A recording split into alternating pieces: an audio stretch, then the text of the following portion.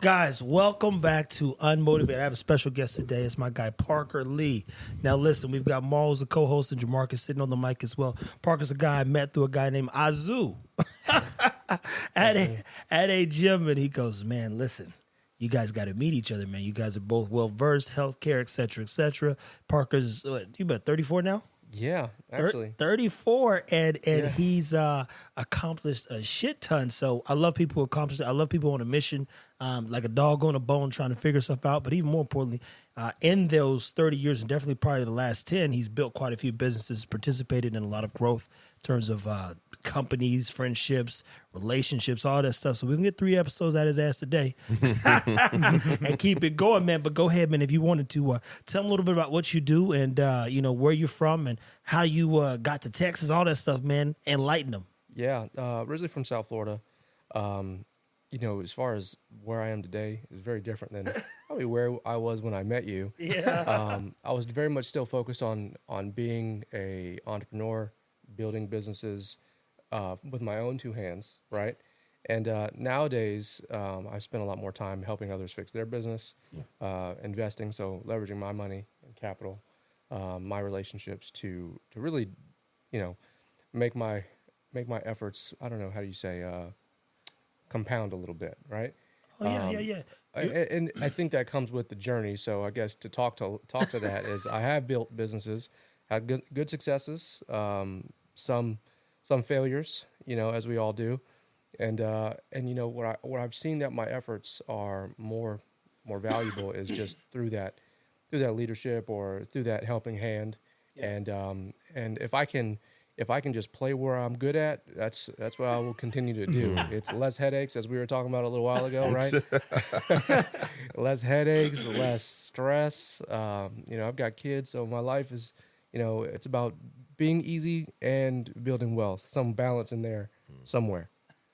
What would you say is one of your, and we're going to get there to like the process you got to get to exiting some things and losing some stuff. But guys, as I said, this is a big business guy right here. And it was funny because in one of our last episodes, Maul talked about dialing in where his skill's at. Yeah. A lot of times you think you got to do everything when in fact you could just connect things and get money off of that, continue to leverage relationships, give them insight, move on. And you're like, oh, that was a nice check. And I didn't have to I didn't have to manage 15 people. Dude. No payroll, no. Hey, man, the best checks are the ones that just show up. Like you put the work in and maybe like last year and, you massaged it, you gave somebody some knowledge and then the check shows up, it's like, this is nice. So, yeah, that's pretty cool.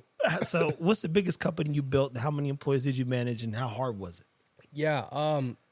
Do you want to know revenue-wise? Yeah. Okay, so revenue-wise would be a lab that I built, and really it took very little time, like in 2 years. What kind of lab? It was a diagnostic lab. We focused on really blood, and this was, I will be honest, for everybody watching, this is a very unique opportunity. Like, people say you catch lightning in a bottle. Yeah. Yep. Everything was right.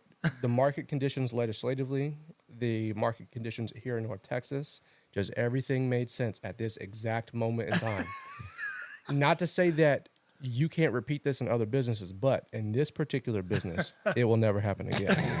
It will never happen again. Okay, so all with that disclaimer, the laboratory was very narrowly focused on blood, so diagnostic. We really at that time focused on wellness. It was a market opportunity because we were in this weird transition from Obamacare and the previous structure of insurance and payer plans, right? And then on top of that, before Obamacare really got a chance to like fully implement and they build the other legislation around it, then Trump came in and started stripping things away, right? Left holes in everybody's payer plans. So all their policies, all their everything. And so as a result, there was an arbitrage opportunity for ancillary providers. So if you ever heard of compound pharmacies, If you've ever heard of out of network, out of network laboratories, that was us. Yeah. Yeah. Now we did it in a way that kept us out of jail. As I'm sitting here with you today, I can't say that so much for some of my other counterparts. So long-winded answer, but to be concise, I built a diagnostic laboratory that focused on wellness panels. We worked with a lot of physicians here in the DFW market. What I would say that what helped us was that I built kind of a system, if you will. So in addition to the laboratory, we went and acquired a pharmacy. We went and acquired a surgery center. And that service model for physicians really made it easy for them. It's like a vertical market, basically. Correct. Yeah. And so great point, right? We definitely went vertical with the market. So one stop shop. Like, go here, go there, and go there. That's insurance too, though, right? Yeah, it's all insurance, and we increased the patient lifetime value for us, but also for the physicians. So they were able to come do procedures at our facilities, right? Oh, shit. They were able to then retain their customers in certain ways. We offered certain services that they wouldn't ordinarily be able to do, and that was their incentive to do business with us. So it wasn't like we weren't exchanging money by in that sense. I was doing what I'm good at, right? Which is I was building something for myself that they would use as they needed it. But for them, the value with working with me was I would give them my insights, right? Mm-hmm. And so as a result, it blew up. And then eventually that exit, I can't disclose because I do have documents, and the buyers are still here in Texas operating all that stuff. And so as a result, we had a great exit. I was even able to negotiate some awesome terms because I exit when I tell you the perfect time. What was it doing in revenue though? Can you say that? Yeah, revenue wise, we had like 120 million trailing 12 months. Yeah, it was pretty good. So in about 2 years' time, you built something to do $100 million in revenue. Yeah, it was insane. Yeah, it was absolutely insane. And when I tell you, like the first 8 months it was total trash, right? I was doing things myself that I probably shouldn't have, and not like illegal, just like there's no reason why I should have been the one getting certified to sort pee and blood and all the nasty things that go through a lab. Yeah, but that's entrepreneurship, man. Like shit. It is. But it's still gross. Hey, that makes sense, man. Listen, bro, the other thing too is I love about Parker's got a level of calmness to you. Yeah, and a lot of that calmness comes to, I think, wisdom by way of dealing with the bullshit. Yeah, early on, so you go, hey, what do you guys need the most help? Because people could get real frantic in a room when they're not a high level thinker, right? Yeah, high level thinker come in, what you do, and you say, hey guys, just do this. Yeah. They go, oh shit, I didn't think of it that way. Yeah, that's why I'm in charge. Yeah. No, like it's a strength and a weakness, right? Because I am definitely like a 30,000 foot view person. Yeah. I really struggle to get down into the nitty gritty, which is both fortunate and unfortunate, right? Like it's fortunate for where I'm at right now today, but previously it was really a struggle because when you're starting your entrepreneurial career, you need to be detail oriented, and I struggled. Mm-hmm. It was hard, with the first lab, I could probably have done way better numbers and scaled faster, and even been able to navigate it through the legislation changes. Yeah, had I been that detail oriented person, But I have been trained. I have been passionate about. I have been just all dialed in on executive level strategy side thinking, and that's been my focus. So that's helped me, but it's also been a weakness is the answer, right? Well, that just means you got to find a good operational specialist to read all those those fucking dot I's cross T's. Yeah, and to that point, like in all the businesses that either I still retain or that I focus on when I invest, it's all about the operator. I have to focus on who is operating the business. And, I wish I would have learned that earlier. Yeah. I've learned that Marcus does a good job there, but I know for a fact, kind of like you, I can see scale very quickly. Yeah. Challenge is I'm not crossing every I, dotting every time. Like, let's just go do this. It's like, well, you can't do that. Yeah. You can't do it that way, at least. No. Well, Who said? Yeah. That part right there. I said, I ain't see no sign. Yeah, right. I ain't see no stop sign, motherfucker. Stop now. Just don't do it. Yeah, for sure. What would you say is then the hardest part about even managing executives? Because you come in even now from a consultant standpoint, Yeah. and help these people see maybe the holes in their workflow. You know, the hardest part about leading other executives is like the ego, right? You know, managing that, and it's tough because like even as consultants, we have ego, or like venture capitalists. You know, we believe that we know a lot, you know, especially when you're dealing with a new entrepreneur. Tell me you know who Marty Khan is. I don't. Oh, it sounds familiar. Don Cheadle in that fucking TV show on HBO. When I tell you, if you watch one episode, you'd be fucked up. You'd be fucked up because Yeah. he's a fucking consultant. He's fucking brilliant. No, okay. And all he does is solve problems, but that's just what I got thought you. of. Yeah, no, I mean it's true. You know, with when it comes to like seasoned executives, Yeah. a lot of times they're on different ends of the spectrum. You have the guys who are very open to learning, right? And this I kind of think applies to everybody, right? Yeah. But you have people who are very open to learning, very ready to make change in their business. That typically comes either when they're at the height of success and they are like kicking ass so good they don't know where to turn to dial it to the next level, right? Or when they are rubbing their last two pennies together. Like there's no real place in between, you know, because the ego will get you. Interesting. Yeah, and then when you look at venture on the venture side where I do my investing, a lot of entrepreneurs are, you know, they are either so hyper focused on what they built or what they're building that it's difficult to see like the broader picture. And so, you know, where I invest is a little bit downstream from revenue production. You know, my focus is to develop a product, something that could be deployed at to the market. Yeah. So I'm less concerned with revenue or with profitability as I am with shipping it. Right, get the product out there and like produce something. That's operations 101. It's funny because, you know, I told you we started the Dog Supps company. So, you know, I'm a black guy doing business to beer. I appreciate that. Black guy doing business. So, let me be frank and saying niggas would be like, yo, man, can I Venmo you for some puppy blocks? And I'm like this, my man, I don't ever see it. I found a one-stop shop where it gets manufactured, it gets produced, they can ship up to 40,000 units out. I don't see it. It don't work that way. It's not in my garage, homie. This is a real business. I see my fucking stamp thing go off. That means the shit got shipped. Yeah. I said, and we've got, you know, Jamarcus handles some of the problems that come when it's like, oh, we got a shipping problem. Okay, then what does he do? He talks to Steve and his team, because my first rule is if I want to scale up, which we want to do, then you go, how many, I'm not going to be in this house packaging fucking package. It's not happening. No. I need to keep thinking and dealing with the dogs, which are a part of the brand, and then continue to use the dogs to deploy, as he said, you know, puppy blocks and fortified and fat blocks and other stuff we got coming, gut to butt. But I can't. I'm not shipping. It doesn't even make sense.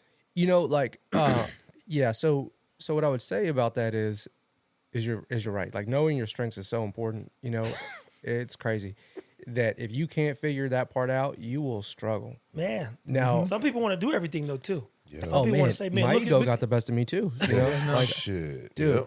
Yep. Yeah, I mean, it sounds like you know too. Yeah, it's the way it is, man. I mean, I remember. Okay, so another young company I built is during COVID. You know, everybody got into importing masks, right? And It's crazy. so that was he knows a about crazy it. thing. It was crazy, but you know, I basically learned conversational Chinese in like 30 days, right? So that I could be the one making the orders, and then I would wake up. And then I would be the one making sure that the orders were delivered and then making the calls to the customers. And mind you, we had a team of like, I don't know, 10 people that were making sales too. And I was like, I need to be on every sales call. And a lot of that was that, one, I was scared of like fraud, right? Not only from customers, Oh, from the other side too. but from the other side Oh too. yeah, they definitely were. Oh my god. Oh yeah, man, we lost like, I don't know, $600,000 or $700,000 in that process, you know, and yeah, I don't know if they can see me, but No, not yet. We're gonna turn the cameras on in a second. for real. This is Still- getting good. still ain't What I forget is Parker's well.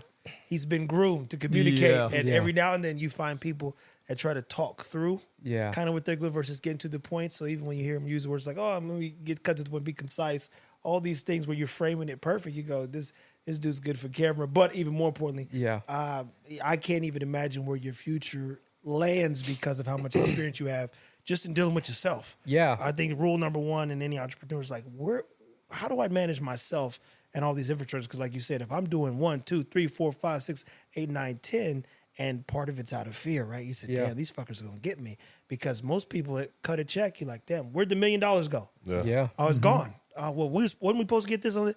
Yeah, that's what they said. Well, the truck didn't come.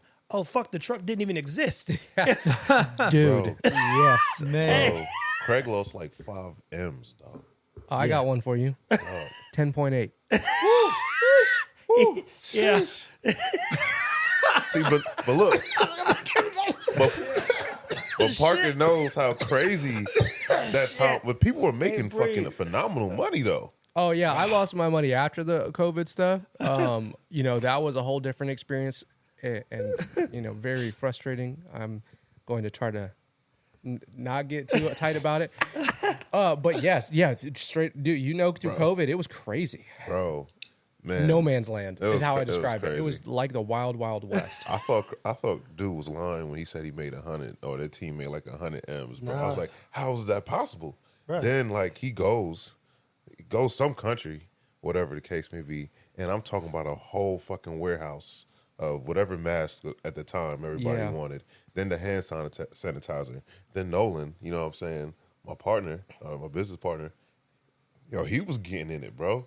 I was like, damn, what the fuck is going on? Yeah, So how fast, what's the hardest part about learning Mandarin? all of it.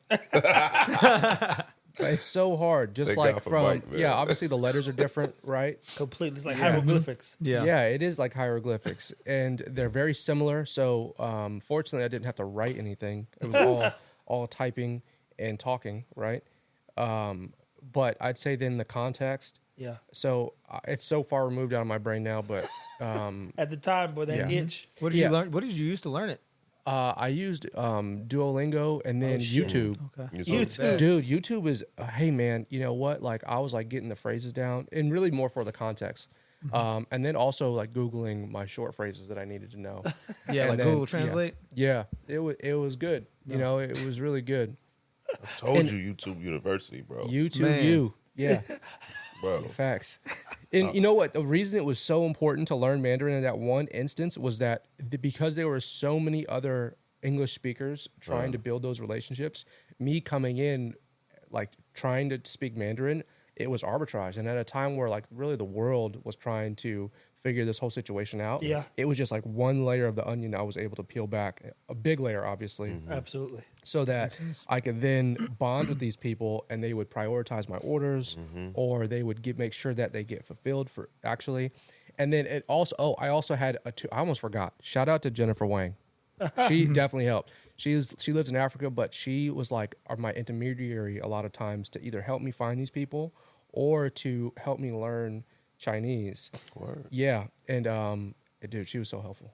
Yeah. Man, That's huge. So actually, let me put her at the top of the list for how I learned to use Chinese because I'm not going to give credit where it's due. She certainly helped. So we're gonna come back to more entrepreneurship, but what would be your best advice for like being an entrepreneur, especially since you kind of out of the space, but you're still in Yeah. the space?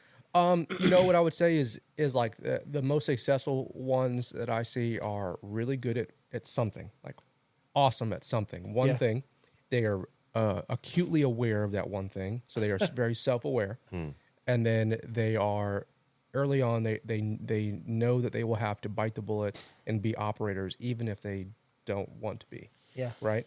So I'd say that those three characteristics is like and that one, I think the latter speaks more to the character of like overcoming challenges that some people wouldn't, right? Yeah. So the perseverance, just the mental fortitude of being able to do things that maybe are out of the ordinary for who you are, but still having the knowledge, the know-how and mental fortitude to lean on your merits, the things that you're good at, right? Sheesh. So it's this balancing act, man. It really is. But I'd say the most important thing is pick up that skill, pick up that one thing that you're super passionate about that will kind of just kind of shine out of you, right? You've met people, and we all have, right? Where you meet them, and when you're done with that conversation, you're like, holy shit. Yeah. Like, I don't know what they do, but whatever it is that they will do is going to be flipping awesome. Great, yeah. You know? But that speaks to, kind of like who you are as a person too. You're a pretty positive person, man. Yeah. And unfortunately, sometimes two ways to look at where you're sitting at when someone's highly informed. Yeah. You could feel less than, or you could feel more than, or you could be like yourself and feel, it's like the same way. I'm like, dude, I'm glad I know that dude, man. Yeah. You could be like, damn, I'm glad we had that conversation, because you go, that motherfucker, or I might need him one day. You just never fucking know. I think the trendy women around here call that small dick energy. I have heard my wife use that a couple times. You're just bringing all this small dick energy Small in here. dick. Facts. Like if they got little man syndrome. Yeah, man. He uptight about a nigga winning, like- huh? Yeah, man. Hey, look, haters gonna hate, and honestly, like I'm okay with that. But whatever, dude, shit, hate on yourself, bro. Hey, look. That makes sense. So now that you transitioned basically from entrepreneur to more investment, I got to watch an episode of Earn Your Leisure. I don't know if you've ever watched. Okay, so they had the guy who sold Vistaprint, black guy, $1 billion, and he was breaking down basically the stages of both. What is venture capital? Because venture capital isn't necessarily, you're not an entrepreneur if you're bringing up venture capital. Yeah, you can't really do both. Yeah. That part. So explain the difference now that you sit on the other side where you're analyzing business models and seeing where you could basically put some gasoline, be it money, but even more importantly, I'm guessing you come in and assist operationally as well. Yeah, I think that when you're an entrepreneur trying to do venture capital at the same time, and I don't mean to discount anybody who's trying to do both, right? Maybe someone else has the mental capacity for it, but I certainly don't. But because what I found myself doing, the investments that I made during my time as an entrepreneur, when I was actively building, one, it distracted me from the things that I was doing, right?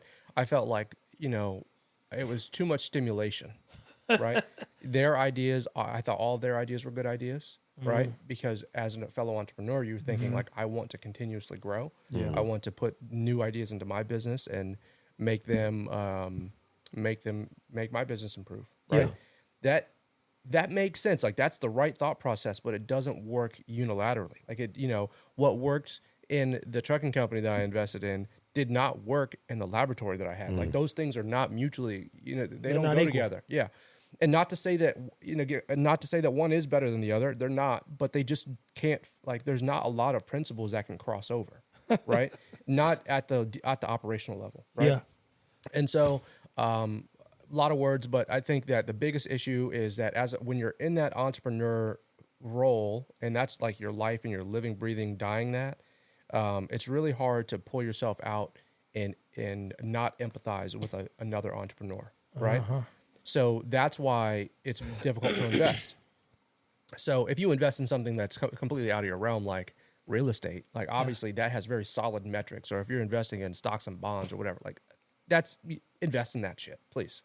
Right. But when you're going venture capital or seed investing or whatever your vehicle is, you have to be able to pull yourself, understand the entrepreneur. So empathize, but do not feel their feelings. Like I say that a lot. Right.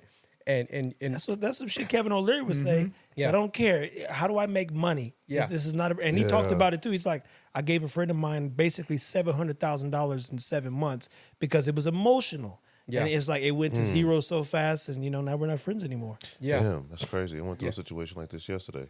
Damn. Oh, you gave somebody $700,000? No. I was about to say, I was like, damn, bro. As far as trying to connect dots, but one, instead of it being about the business, they were just so personable about what was going on. No. It's, I'll tell you this, and you get back to your thing. Yeah. I remember when I left the office that one time, I said, something, Park, I might need your help. He's like, send me the terms. And when he said that, it took me back to a moment with Dan, and I was like, fuck, I've not wrote up terms in so long, where this guy gave me $60,000. And I remember before I was a nigga where I had no clue. I told you guys, and I'm probably gonna do a sit down Napkin math right here, man. man. Say, but I think even more, I had no sense of the terms. Like Yeah. what terms are, what does it mean to invest? Yeah. But he was like, so Trevor, what do I get if he was sitting like that? What do I get if I give you this? I said, well, what do you want? You know? Everything. He was like, I don't know, whatever you want to give me, it's fine. I Yeah. said, well, what if I can't get your money back? He said, that's okay. He said, when I make an investment, he said, I have to spend a certain amount of money a year anyway. Yeah. And he said, I can get it back as long as you're doing business. If you don't make money, I can write it off in a sense. He said, but I think you'll figure it out. And it was personal for him to a degree because he was like, here this black kid is trying to figure out how to do, coin this idea. And I really just want to see him, succeed. But he didn't he didn't need the money, but mind you, I had a lot to learn. Yeah. I would say, sorry, I felt myself leaning, Yeah. I've done enough exercise this week. I'm picking up kids and shit. I know, no, get comfortable, bro. Whatever you need to do, get comfortable. Yeah, it's interesting because obviously like relationships like that get you in the door. Yeah. But if someone gives you money, unless it's a charity case, it's because you're a capable human. No, hey, that There you go. look, Or guys. you've done a good job at making them believe you are.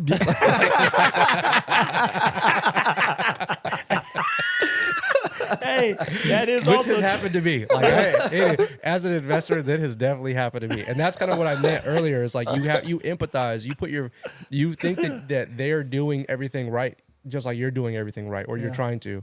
That does not apply universally either. Yeah. Holy shit, dude. Trust me, I know, man. Yeah. Hey, Man. well, and that was the point. I remember, like I said, I recorded the whole conversation. I posted it. Parker's me to some people because he thinks outside the box.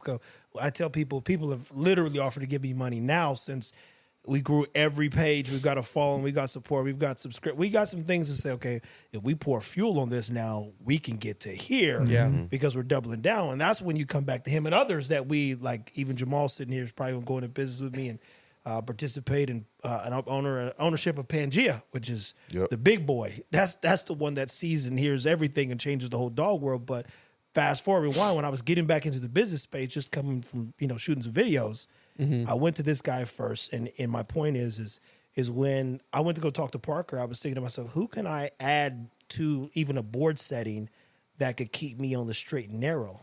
Because until I really start focusing on the business side again, I got to figure out what's going on even, Yeah. How hard do you think at times it is to figure out what the business really is? You're doing all these things and you go, where's the money?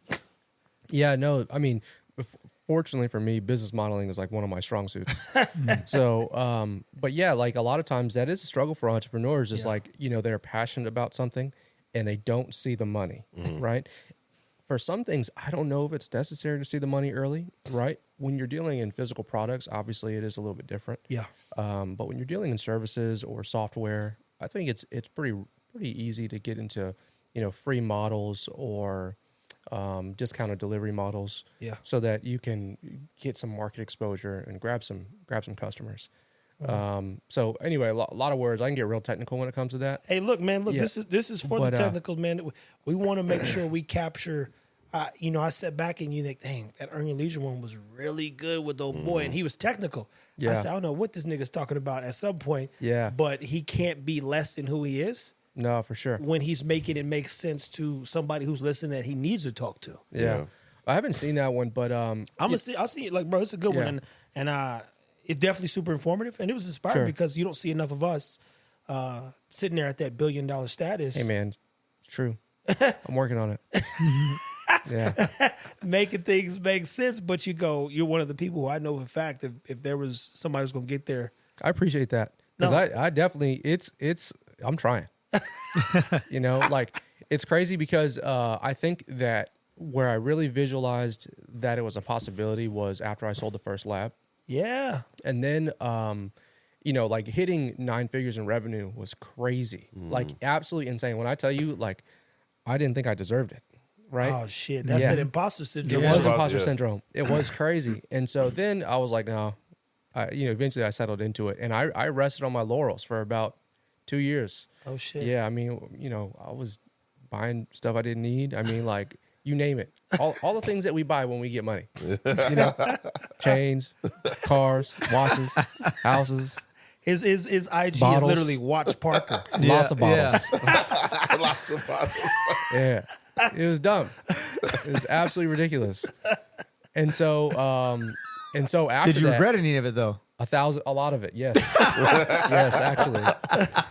Watches not so much because I am passionate about watches. But like the partying, I mean, like I've got kids, man. Like we could have all taken, and we took trips. Like we, that year, that same year that we sold, we had some awesome trips. Me and my wife, and my girlfriend at the time, but now wife, and we, so yeah, we had great memories. But like some of it, it's like, damn, like how did that night really wrap up with the headache? Yep. Like with a Feeling like headache, shit or the next day. or me trying to coordinate my homeboys to get back to their hotel because you ain't sleeping here, bro. Like get out of here.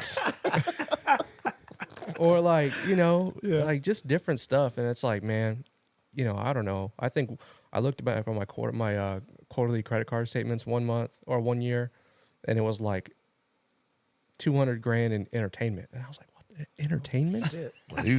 He was entertaining the fuck out of shit. Boy, what? Dude, we were taking trips to Miami like every 2 weeks. Yeah. Yeah, that'll do And it. then on top of that, like I would go without a suitcase.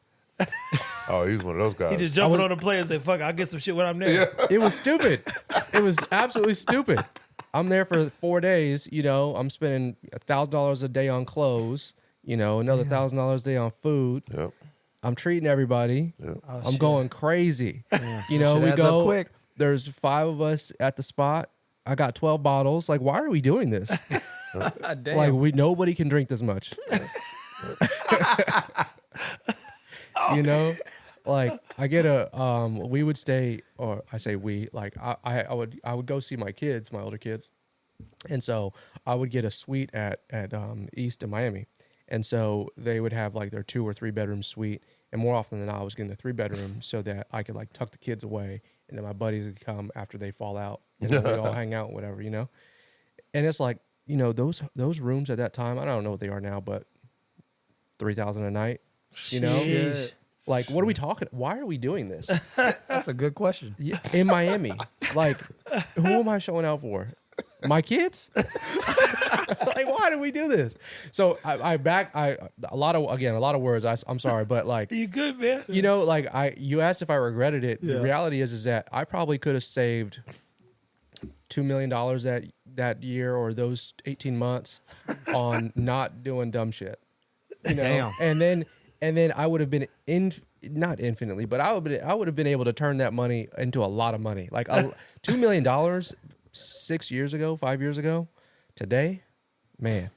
And mind you, when he says Ridiculous. that, he's not a guy that goes and push it in the bank. He's got some money in the bank, but he's like, yo, where can I make some money, some money, Yeah. so I can keep making some money. So Yeah. Yeah. Absolutely. I've always been that way for sure. I think that's that's like, I don't know what it is. Maybe it's I don't gamble, but that might be it,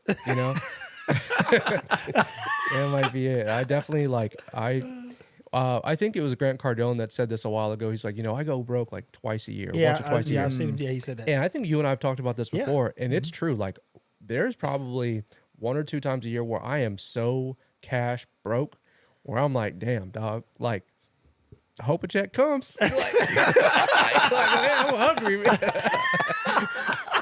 Like, y'all said that a little sooner, please. Like, yeah. But that's you also creating rules for yourself to keep pushing yourself because for one, Parker's got a background. You do motocross. Yeah, I did BMX and motocross. Yeah. Fire. There you Yeah. go. And was a big guy. They're competitive. And I was telling a guy that I met the other day. He was like, I said, "What are you doing?" He's a consultant, helps Bill's restaurant, etc.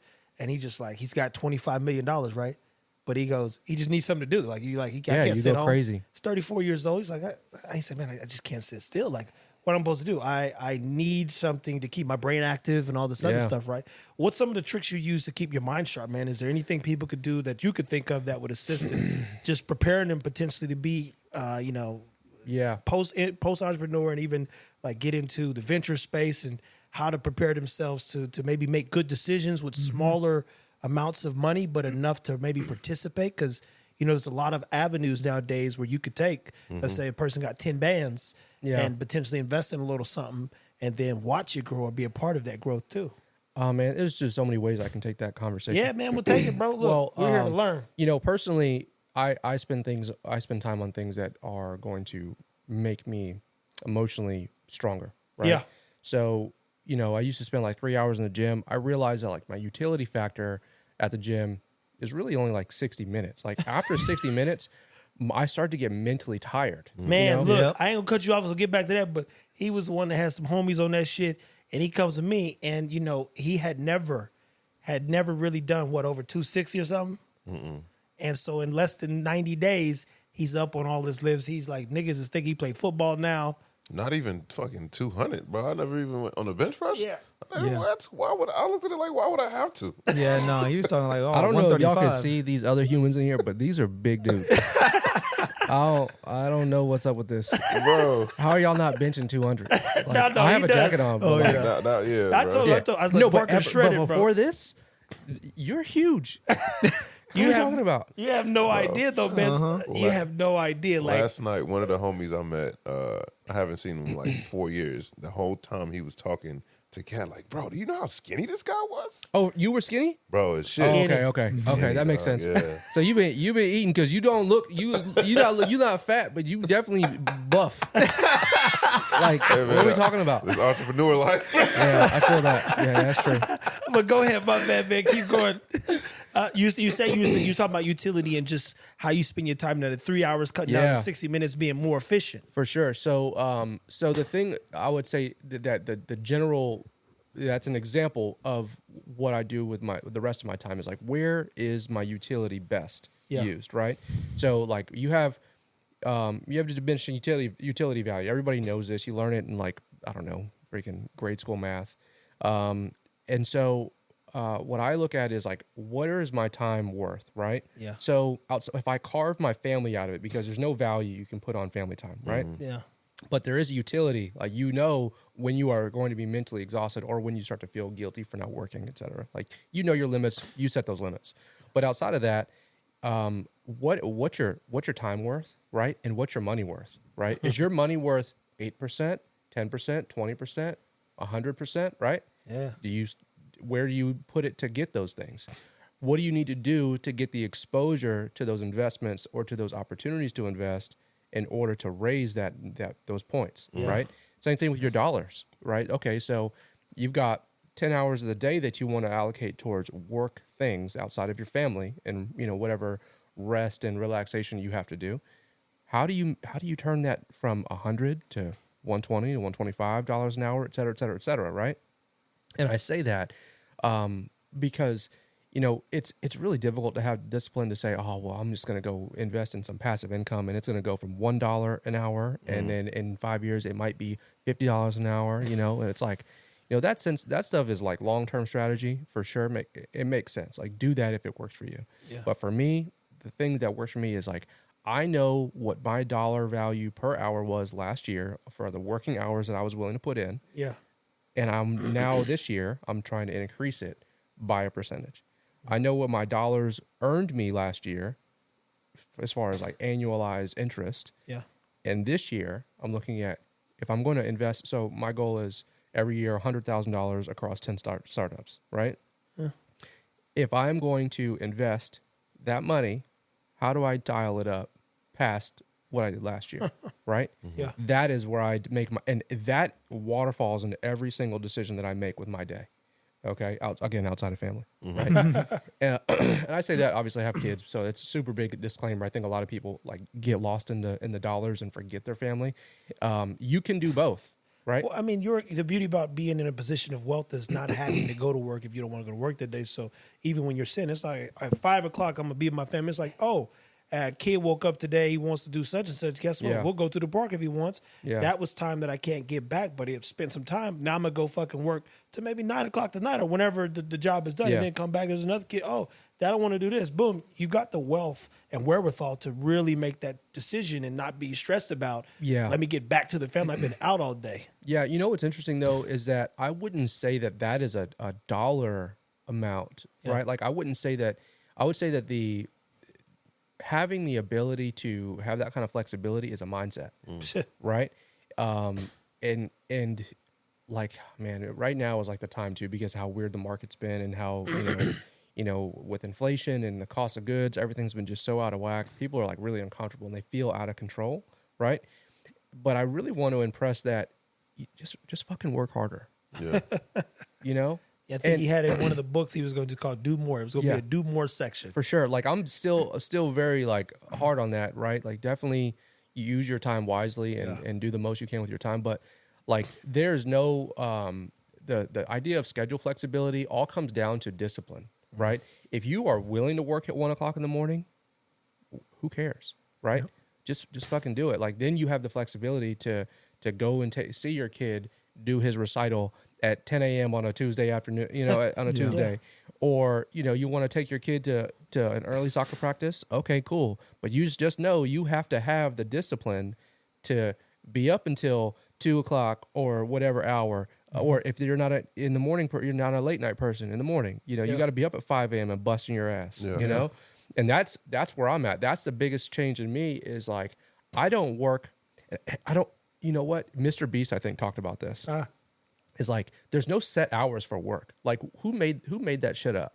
Look, 9 to 5s is the most ridiculous thing. When people, I think the worst question a chick ever asked me, and Jamarcus knows because I'll react like a lunatic.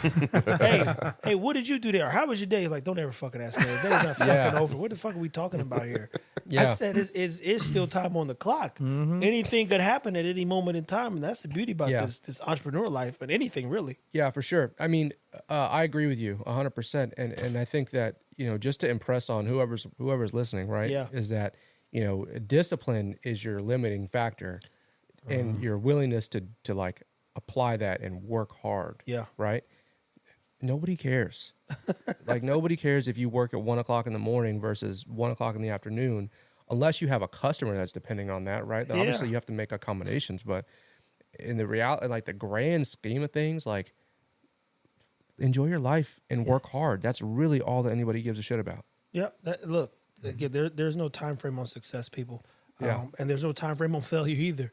But if you are failing yourself, you can always do more. I mean, that's what it kind of goes back to. That's right. Do more. That's so funny. We just talked about that yesterday, bro. I was telling him about your concept on activity and compounding that activity even. And you go, man, how active are these people? Because, people sit around, wait on the couch. And I think we were somewhere the other day. And, I didn't say nothing, but Ma was there and it got in a circle. People wanted to do a prayer. And the guy said, pray for finance. I'm like, when has God ever sent a check? I mean, that fucking COVID money got some niggas like, oh shit, the Lord is good.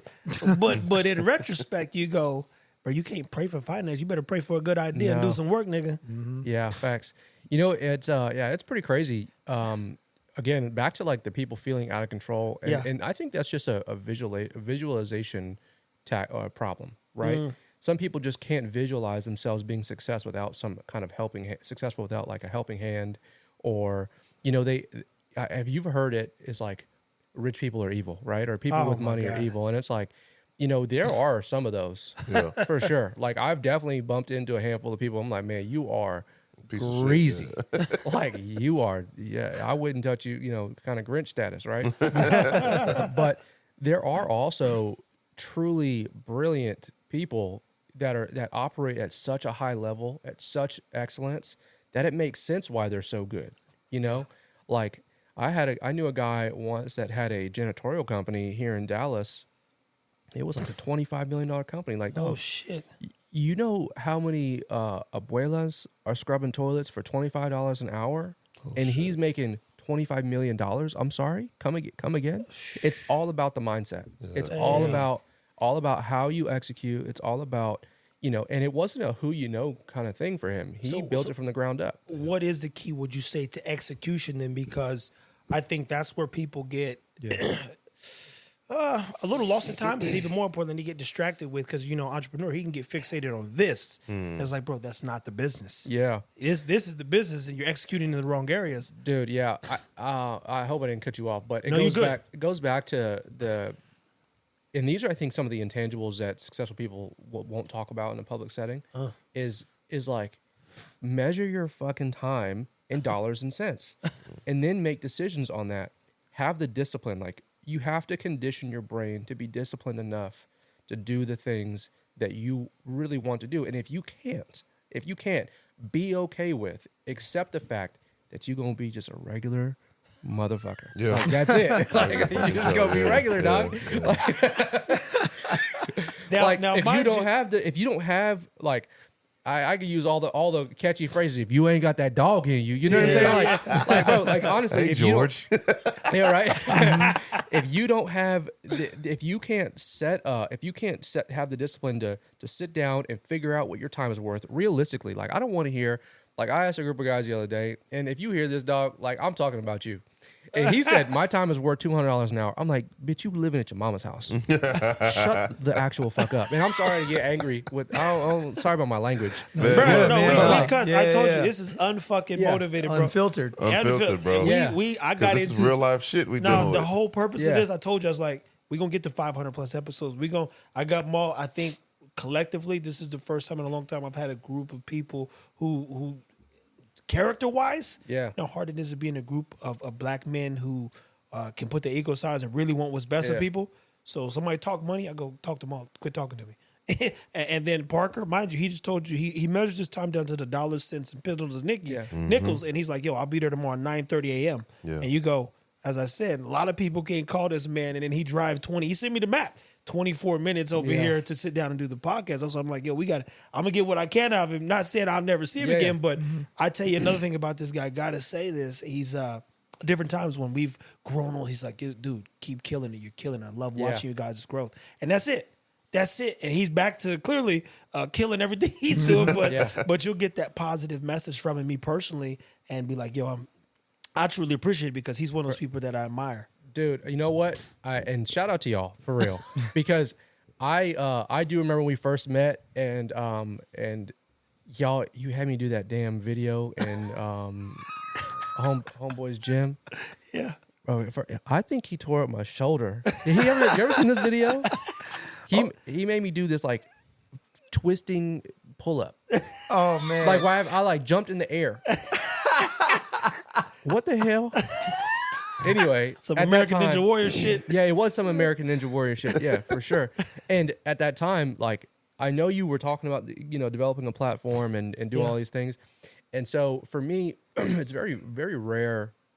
Well, I would say at that time it was very rare. And It no, still it is. is still rare. What you mean? Like I try to surround myself with people who do things, right? Yeah, so yeah. I would say that it's a little less because at that time I was my exposure was limited to like shitheads. It was COVID time, right? Yeah, And yeah. so it was like not really a lot of people doing things. So yeah. Anyway, I don't want to dim the light on you. No. The fact is that you said you were going to do something, and even though it may look a little different than you probably envisioned at Yeah. first, you did something. You did something, and it's still a work in progress. You're working Yeah. every day. So shout out to you. Hey, likewise, my friend, I can't thank you enough to even, have people like you that we can learn from, more importantly, connect with. And that's why, Maul's not normally up early. He's 10, 11 o'clock, and he was up a Damn. good portion of the night. Yeah. And so he's more of that night owl, can work Yeah. through people messages and, kill shit. But fast forward, I say, yo, my guy's coming tomorrow, man. We want to, I even told him, I said, even if you get up, just shake his hand, and, show face. Yeah. I said, Yeah. we're going to kill this one. I appreciate y'all, man. Yeah. Appreciate you, Yeah, man. no, look, everybody's time's valuable. So,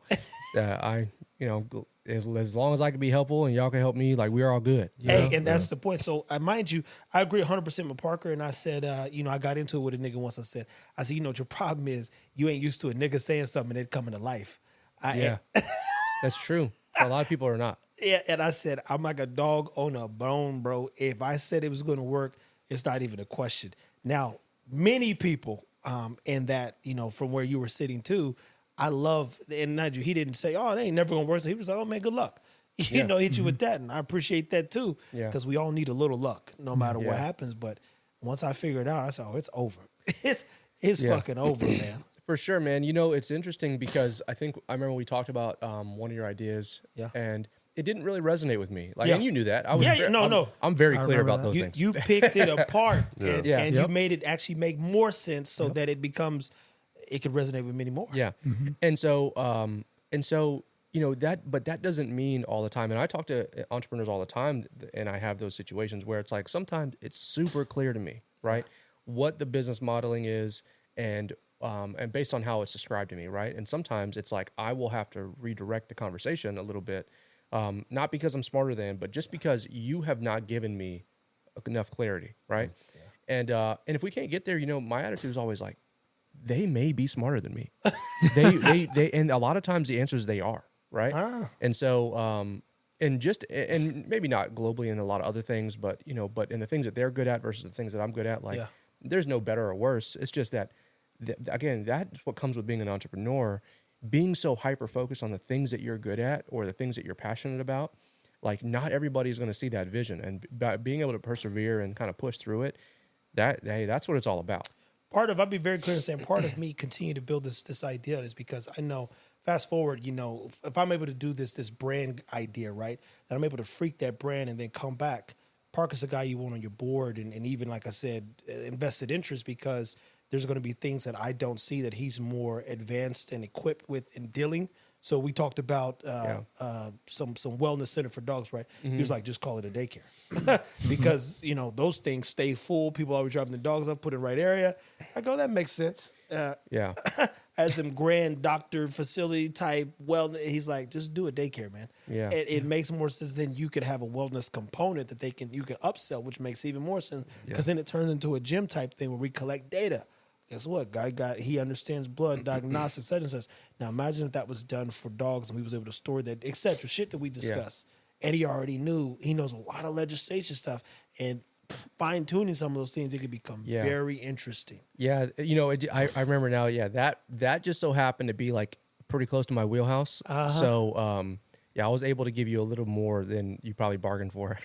No, that's why I came to you. You don't reach out to go get a bargain. I reached out so I can get a deal. And in doing that, you say, so funny. Poke these holes and draw perspective, help me make it make sense. Yeah, and to your point, right? So for entrepreneurs out there, don't get discouraged in that sense. And I know you weren't, right? No, I was inspired. You left the conversation in pretty good spirits.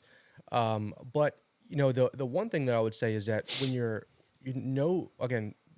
know what you're doing, right? Like when you're going out there to create a new market, right? Yeah. You have to realize the investment that is going to go behind that. So by approaching it as a wellness center for dogs, you are creating a whole new market. Yeah. Right?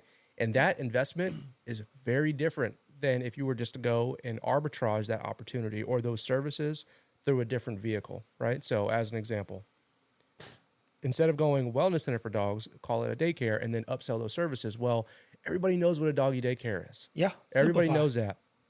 And then if you can upsell it by being maybe a little bit higher priced because you offer that to everybody or whatever, that makes sense. Think about the protein company called Momentous. Is that what it's called? I know. I can see it in my head. Perfect example, right? Everybody knows protein. And so they were able to come in and just crazy high ingredients, right? Crazy high ingredients. But if they would have named it something else, like just something super complicated, because it probably is more than protein, honestly. Like the ingredients that are in it and the minerals and vitamins that it offers, if they named it something based off their scientific, research and all the components, nobody would touch it, right? But they called it protein. And they called it such high grade protein that it still offers all the things that you were talking about, right? That they were going to name it before. Just more. Just the name's different. Yeah. Right? And the function's a little bit different. So No. Trust me, bro. When you paint a perspective on it, I mean, it makes the utmost sense, especially to simplify how you get that customer. And even going back to at the time, I had no clue who Mr. Beast was. So you think about a Beast Burger, and now we've got this Fit Bully, and then we've got insane. And then you go, okay, so now guess what? You don't know this, but we was at, let's say, Beast of the East out in Virginia. Grown 40-something-year-old men who've watched me on YouTube in various places. They're like, yo, I drove 10 hours just to shake your hand. They're looking for me. There's a person, 56-year-old woman out of Keller. Or was it Colleen? Colleen, yep. She was on our flight. She says, oh, shit, I can't believe that's Jamarcus, that's Stan, that's Trevor. And we didn't know who she was. I was like, oh, shit, I think that's Edith. Mm-hmm. We've got a community of people now. I said, what brought you to the show? She said, because on YouTube, you say everybody need to go to the show. I was like this. Mm-hmm. I said, guys, we're on the fucking something, right? 50 people wanted to take pictures and videos with me at the ABKC Nationals 2 years ago. I'm in the same ring recording. Nobody knows who I am. Yeah. And it's all about the work, man. So fast forward, we do this brand thing, right?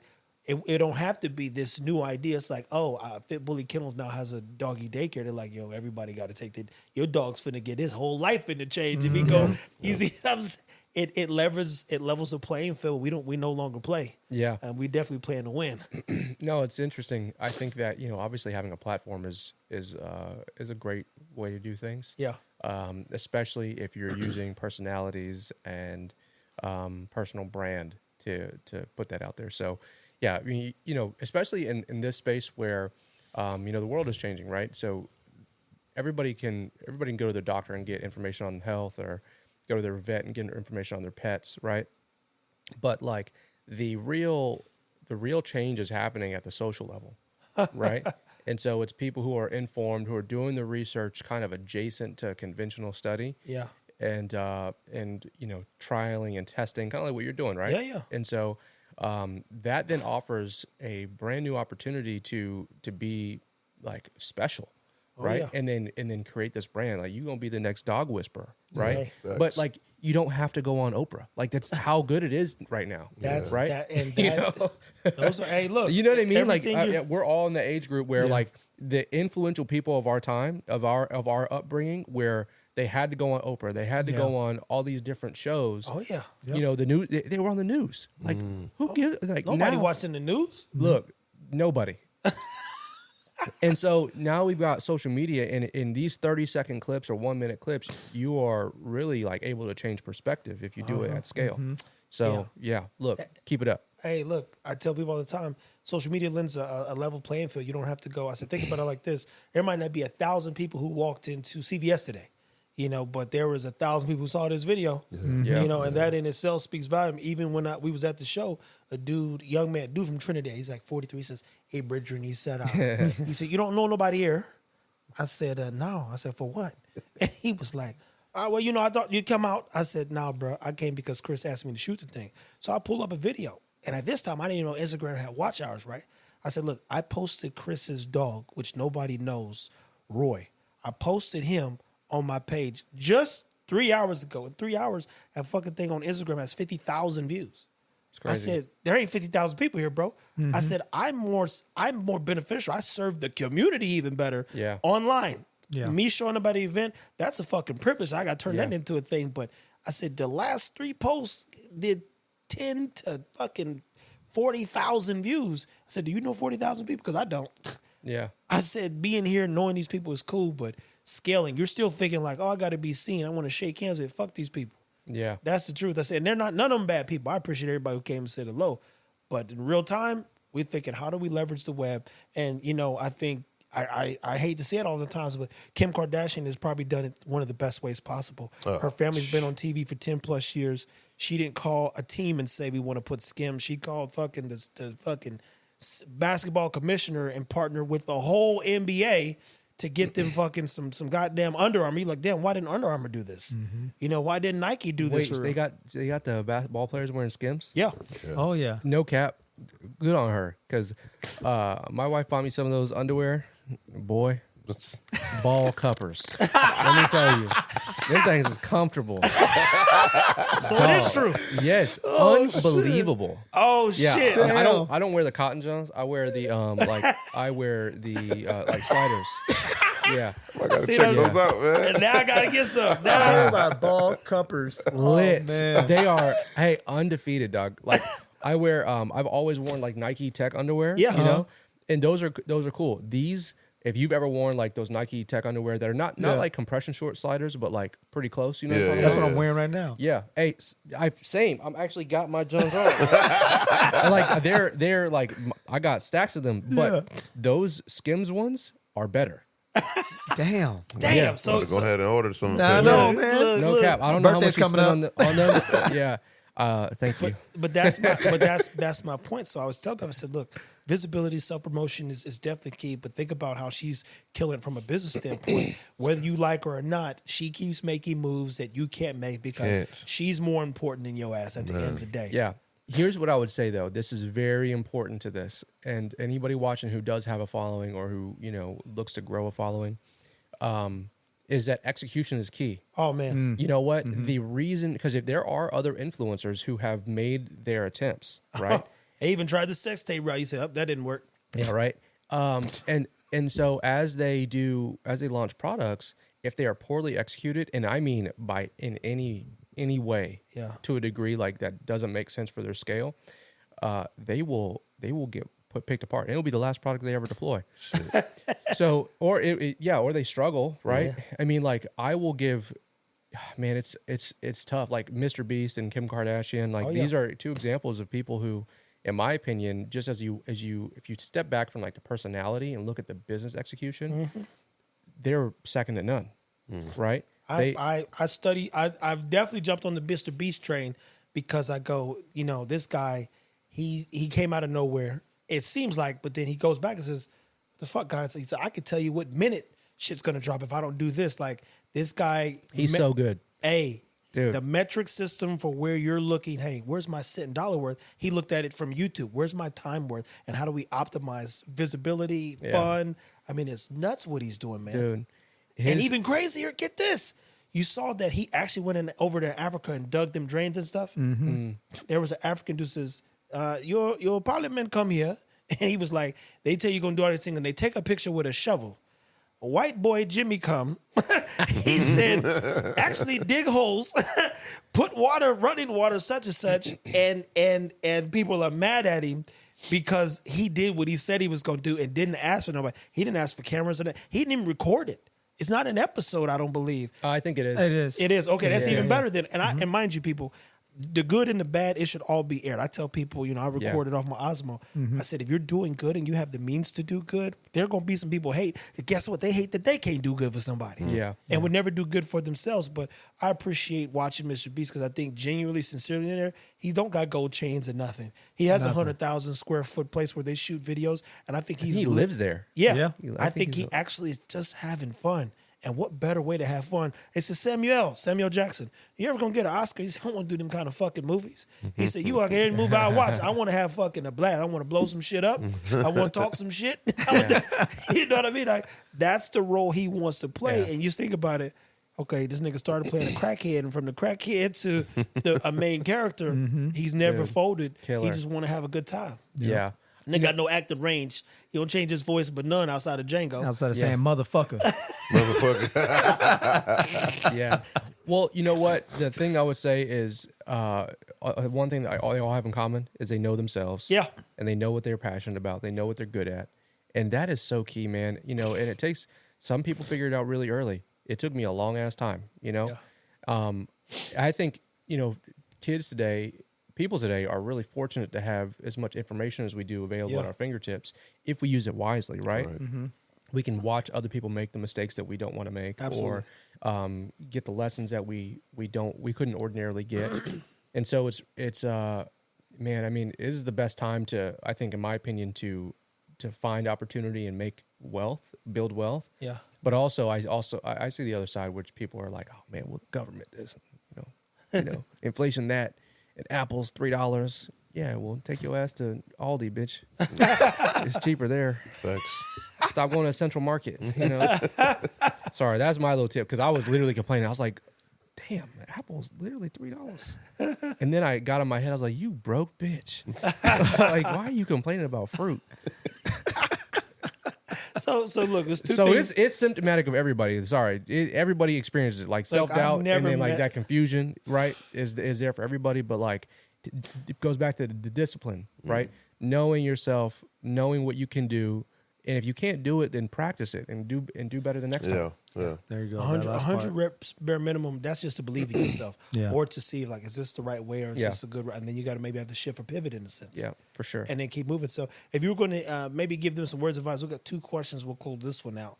Guys, in the next one, I know Parker's an advocate as well for mental health. Yeah. And even like the therapy thing. So that's the other one I definitely want to. Sure, yeah, I'm happy to talk about that stuff.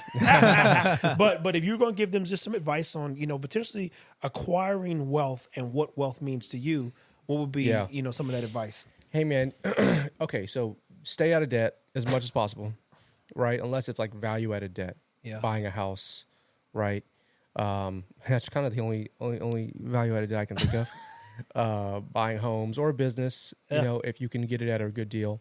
but beyond that is discipline. Like, and I think even more than staying out of debt is discipline, because discipline rolls down and can affect everything from, taking action, staying out of debt, to, picking the right relationships, which we'll talk about a little bit, to, just being in the right mental space, digging yourself out of dark spaces, just everything that you're struggling with right now as an entrepreneur, as an existing entrepreneur, aspiring entrepreneur, or, someone who wants to build wealth. It all comes down to discipline. Yeah. You don't have money, build a plan, execute the plan, stay disciplined. You got money, you want more money? Same answer, right? Like, it doesn't really change across the spectrum, and we can get into the nitty gritty. And I do offer that. So, as a little plug, like something that I'm doing right now is with my close friends, I offer a mastermind. Okay. Like we're doing like a 2024 goals mastermind. And it's like a free thing. Like, I'm just literally doing it because I want to see the people I care about excel, right? And the goal is That's awesome. the goal. Yeah, I is, just thought about. I was invited to one time. I said no, I'm good. The dude was one of the guy who runs Walt Disney. And somebody said, "Tiff, I just want you to sit on." I was like, I ain't got the kind of time for today, man. But maybe next time. And the premise is like, if we all set our goals. So like, I've set some goals that are relatively soft this year because new baby, right? But also, like, this is my first full year of like full-time investing, right? So my goal's a little softer. Not that that's an excuse. I should certainly not have an excuse, but I'm also in a little bit of a different place, like, in my life, right? Hey, that's again beautiful thing to have the pace, the ability. I think from a man's standpoint, even to really invest your time with not having to be gone 365 days, and be there with the baby and assist with the wife and managing the family. Yeah, and so what I would say, like, just bring it all together, is that if you can find a good group of friends or a good group of people, and you can hold each other accountable, and set your goals and reverse engineer the activity, right? Reverse engineer the activity, and this is just standard shit, but I'm going to repeat it again in case it resonates with somebody. Yeah. And you know what I say about that is condense it down into a 1 quarter period. Your 12-month goals, once you build that activity, bring it all down in 90 days. Yeah. Right? Do all that shit that you said you were going to do in a year in 90 days. Ooh. Yes. There you go. And I can guarantee you that if you do it again the next 90 days and you will hit or exceed your goals. That's fucking Damn, hilarious, that's huge. man. That's huge. Dude. Damn. But that goes back to discipline, people. Yep. I like the word Discipline. because it's funny when people say, "Hey, how do you discipline your dog?" I said, "Well, how disciplined are you?" Yeah. Because you go, Yes. dude, are you asking, hey, how do you get your dog to do something? No, am I beating my dog's ass? That's not how this works. No, the man. discipline is keeping him on a routine, training him, getting him out, feeding him. He needs to know that you give a shit from the minute he wakes up, you go to bed, just like having a kid. You just got to take care of that motherfucker every day. So when you ask him about, when he says discipline, that's one of, I won't say it's an annoying question, but when people always, especially you got these hard-headed, aggressive type breeds, you go, hey, how do you discipline this nigga? You don't. He's an independent thinker. You manage him and make sure that he don't go and terrorize somebody else. But he needs to know that he has his days organized, right? Yeah. So that he's calm. He's cool. Yeah. He knows he gets to go be himself a little bit. And so for us, we'll put the thing up, let him chew on the tree for 30, 40 minutes. And guess when he come back? He goes in the room right now, dead sleep. It'd be balls up half the day. But if I went out there right now and grabbed a pillow, he'd lose his shit. Yep. The discipline to stay consistent. Yeah. So I really do love that word. I think it's misappropriated at times. For sure. Definitely in our culture, to be clear, because the first time we learned discipline is somebody hitting us with something versus someone saying, hey, you know what? You fucked up. Let's go run 2 miles. Yeah. Let's go. Hey, matter of fact, you got to be. I tell him, my dad had me at the table at 5 a.m. reading geometry. So you understand geometry is all vocabulary, right? He said, so at 5 o'clock in the morning, and guess what? He had the discipline to come over one time, and I was still in the bed. He said, don't be at that table at 5 a.m. the next time. I'm like, this nigga, I can't take that chance. So That's funny. But go ahead, man. So those are your 3 things you would encourage them to do. Yeah, I mean, like, I think it all comes down to discipline, period, right? And like, desensitize yourself from the pain that comes with accountability, right? Oh, that be when we go tap into There you go. to the mental health, because you put accountability on the table, 9 and 10 of you niggas, you can't eat it. My papa said this. He taught me, he says, Trev, Go back to the pop-offs. This shit is real though. Hey, he said at the 12 years old, he said clarity is the most important thing between two men. And I didn't understand it until I got older. But, I just tell the truth. Yeah. And it makes people uncomfortable because if I don't like you, I'm going to tell you. Yeah. And I'm not going to go out of my way, but like, bro, I don't want to talk to you no more. Yeah. And they'd be like, well, I'm like, you're not that smart. And mind you, I'm not saying it from an educational standpoint. I could tell very quickly that this person lives in a state of character that I don't want to be involved in. I don't want to deal with the pride and the ego and the envy and the jealousy. I'm not motivated by those things. I'm literally motivated by positivity, believe it or not. Yeah. And you go, I love this. I love when there's a positive exchange of information and energy and nobody's beating on their chest. For sure. It's pure like, yo, guys, be better. Yeah. No, for sure. It's interesting, discipline and accountability is so important. And I hate to just be so generic in that sense, but It's that simple though. it really is, It's not if generic. It's simple. If people can wrap their heads around that, I think that we can all get a lot further ahead, So one of the things that we're implementing even for, Jamarcus this year is he's had trouble at times finishing things, right? And part of it, Same, dog. I mean, I can make babies, but that's about all I Trust me, can you do. know. But like, honestly, why y'all got the light skins on the couch? I was thinking too. I was like, yo, we got the light skins over here. The chocolate brothers over there, bro. hey, look. Dang, they set us up. I know, right? They get your fertile asses over there. Exactly. I even asked him before. I was like, yo, where you gonna sit? He was like, yo, you gonna sit over there. All right. But you go, when you're looking at accountability, you say, what are the tasks? How do you complete these things? And then I told him, I said, you need to get a journal so you can document this. Because this turned into a memoir. And if we keep building your brand, it becomes leverageable. And that thing could be something somebody follows to the T just in what you're doing with the dogs. Because he come into the dog space, he don't have a tenth of my experience, Chris Moore's, or Ruben's. And we've got well over 10,000 hours in dogs. Bro, So 50 when- plus years. So when Parker's like, find your thing that, kind of motivates you, I said, listen, I think I'm looking at what they're doing with the dogs. Nobody can do this better than me. And the two people I know that are smarter than me, guess what? I found them. I said, first thing I'm going to do, I'm going to find the smartest people when it comes to dogs. I found them. And then when you find them, they don't know business. So I said, bet I'm going to leverage everything that they know. And then I'm going to repurpose it while also read, because I'm relatively smart, and teach people and see if this matters. Yeah. So I just saw the painting on the corner of my eye. Yeah, no, it's true. Hey, we'll talk about that on camera. Exactly. But true. look. So we got to ask us the last question that we ask everybody. What keeps you motivated, man? That's kind of the premise of this. Unmotivated, and we got to ask what keeps you motivated, because clearly you're motivated. You want the real answer? Man, always. Absolutely. Money. Like it's very cliche, obviously, but if that's just me being a high level thinker, right? Yeah. If I break that down, it comes down to like the experiences that I can have with having more money. So Of course.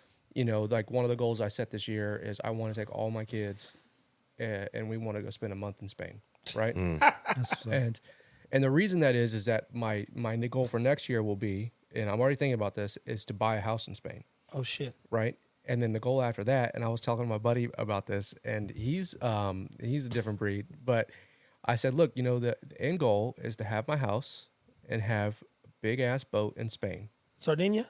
No, into Mallorca. Okay. Yeah. And so, I say all that because like money is the motivating factor for all of us. Yeah. Right. But then it really is important to dissect why is important. Oh, yeah. Some people are at different stages. Like, so before I had kids, money was important so I could go to school, right? Money was important so I could complete my training in certain things, or to have different experiences that would make me more worldly, right? Now it's important because, I've got 5 fucking kids, and I want them to have awesome experiences. Yeah. It's important because I want to buy more rental houses. It's important because I want to have better experiences. I want to make sure that, I just want to be good, So like, there's so many things. And so I say that I went through that exercise with you just now so that other people can kind of visualize for themselves, like, okay, like, because other people will answer that same thing. Money. Oh, I want money, right? Well, okay, we'll quantify it, right? Like, so I'm going to save 10% more than I did last year, right? I'm going to take a month-long trip to Spain with my family. That's 7 of us, by the way. And shit. Yeah. It's a lot of fuckers to coordinate to go overseas for a month. I'm going to invest $10,000 a month into one new. Well, I wouldn't say a month, but at least 12 new startups. Yeah. At between $10,000 and $20,000 each. Okay, and then what was my other goal? Oh, buy 10 more houses. Okay, so but what does that all roll up to? Money. Right. So that's what I again, the point is like, if you answer something generic like that, you really have to ask yourself the second level question, which is, but why? Right. Yeah. And those are my whys, right? Travel, houses, investments, etc. Those are all my things. Yeah. Guys, listen, I can't thank him enough for stopping by and, giving us some good information, man. As I said before, I think this podcast is going to work because Maul and I get into topics. I'm going to get into some, one-on-one topics. I love Parker came over because this is a topic in itself.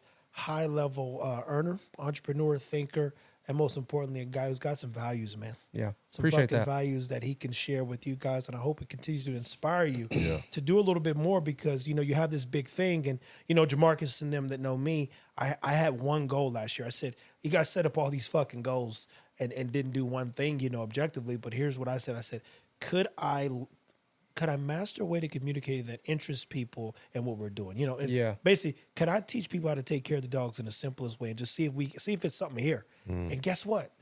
Me getting up every day, 3 times a day, posting, if not more, depending on what platform, and doing the work on YouTube, Instagram, and it's funny because some people are like, "Oh man, I didn't know we got 600,000 there, 1 million there, 188 or 85 or 3 on IG." They go, "Bro, you're all over the place," and I have to say it different every time because each platform lends a different type of communication. And then I bought the Osmo so you can see stuff like this. You say, well, what goes on when the camera's not on? Guess what? Now we're vlogging. And from there, giving you a whole other perspective of moments like this where cameras go off, but, we get these clips. Yeah. So stay tuned, people. Shout out to you, man. You too, man. Like I remember when I met this guy. He asked twice about you yesterday. He said, so but what about the light skinned cat? You still fuck with him, right? Yeah, I did. I did because I remember when I first met you, you have no goddamn followers on Instagram. Bro, nothing, man. And I don't really know what you were doing. Like, you were obviously good with the camera work. Like, so let me put that out there. He wasn't like nothing. He was definitely established with the camera work. Yeah. But you were interested in the dogs, and jumping into that, I think it's awesome. And so it goes back to passion and hard work beats talent 100% of the time. Period, people. Yep. And, Yes. and Thanks, it's man. not a talent if you don't work at it, to be clear. Yep. And my talent, and I said, is communication. And I love Parker for that as well, because I'm telling you, if you can't comprehend how simple he just broke things down, and he told stories, he dialed it back, he made it concise, he drew perspective almost on everything that he was communicating. Yeah. If you can't embrace this, then you probably got a longer journey ahead of you than you think. You need some milk. Guys, stay tuned. Next episode, we'll be talking about therapy and just, communicating more effectively and the things that we all go through and having friends, support system. Parker, thank you so much, my friend. For sure, Thank you, man. man. Yeah, for sure.